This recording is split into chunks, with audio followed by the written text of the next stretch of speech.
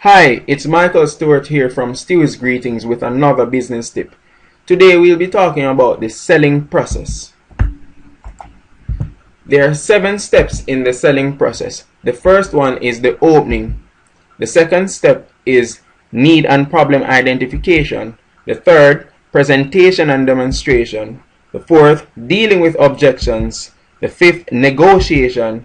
The sixth, closing the sale. And the final step, the follow-up.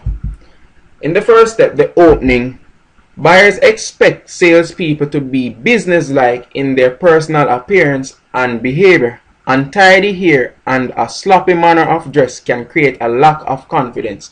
So as a salesperson, your objective here is to create a positive first impression. You must try to convey an image to customers or potential customers that you will be able to satisfy their need. You will be able to offer them something of value.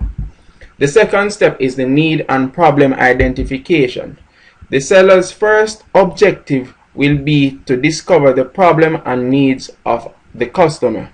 So here you'll ask some questions and listen to the customer. Let the customer tell you what it is that they have problems with or what they would want to be fixed.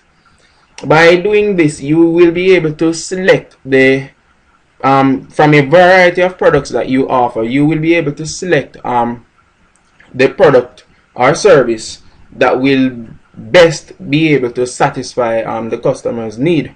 For example, if you're selling cars, right, and you have a wide variety of cars, you have sports cars, you have SUVs, and so forth. If a customer comes to you, if you go to a customer and you ask the customer, I see that you're interested in cars. Tell me exactly what kind of cars you're interested in. And the customer says that I want a car that would be able to hold my family. I want a car that is comfortable. And I want a car that has a good stereo system. Right? You, as a car seller now, would not choose to sell to the customer a sports car, because sports cars are usually very small, which would not be able to hold a family. So you would probably move towards selling the customer an SUV that is more spacious, that is very comfortable, and so forth. The third step is the presentation and demonstration. Having identified the needs and problems of the buyer, the presentation provides the opportunity for the salesperson to convince the buyer that they can supply the solution. So here, after you have selected the product or service that would satisfy the customer's need, your job as a salesperson now would be to demonstrate and present the different benefits of that product or service. So say, for example, you're still selling cars, right? And you chose to sell the SUV. You should now go through the different features of the SUV and tell how those features translate into benefits that will be able to satisfy the customer's need. So if you're saying that the car has AC, air conditioning, you should communicate the benefit of always being cool, irrespective of how hot the day is. The fourth step is dealing with objections. Objections are concerns and questions raised by the buyer. So having presented and demonstrated the different features and benefits of the product, the customer may have some questions or some form of uncertainty and may ask or even present something that counters what you have said. There are a few common ways of dealing with these objections. These are: listen to customers and do not interrupt. So you must ensure that you listen to your customers. Agree and counter. So say, for example, the customer says, I see that you're selling your car for $3 million. Your competitor is selling the car for $2.5 million. You can agree that yes, your car is a bit more expensive, but you should also communicate the different benefits that you would be receiving from getting that car as opposed to the car that values $2.5 million.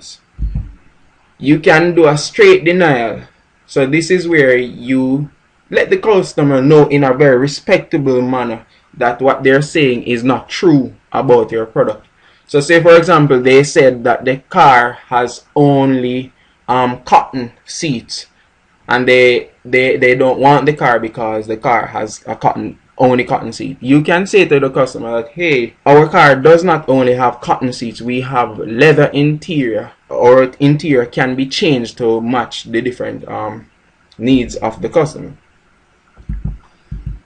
The final step is the negotiation. Sellers may negotiate price, credit terms, delivery times, trade-in values, and other aspects of the commercial transaction.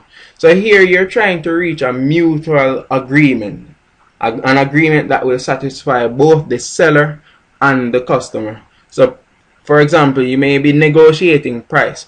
So the seller might say the car is going for $3 million and the buyer wants it for $2.6 million. You might negotiate the price until you reach an agreement that the car will be sold for $2.8 million. So both the seller and the buyer reaches a price that they are both comfortable with. The sixth step is closing the sale. In this step, the salesperson's objective is to make the buyer place an order or make a purchase, right? So what you can do, you can ask for the order. Say, may I take your order please, or do you want to buy it? Another strategy that you can use is to summarize and ask for the order.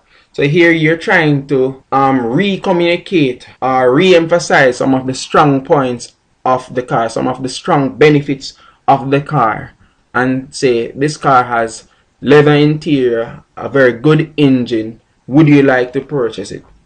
So you're in a sense reminding the customer about the different benefits of purchasing that car. And then you have the concession clause. The final step is the follow-up. Contact customers to ensure that they are satisfied with the product or service received.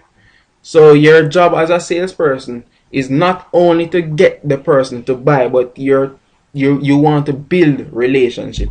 So this is key in building relationship, doing follow-ups. You call customers, ensure that they're having no trouble with the product or service, and at the same time it's an opportunity to do some upselling, to introduce a new product or service that your company is offering to customers.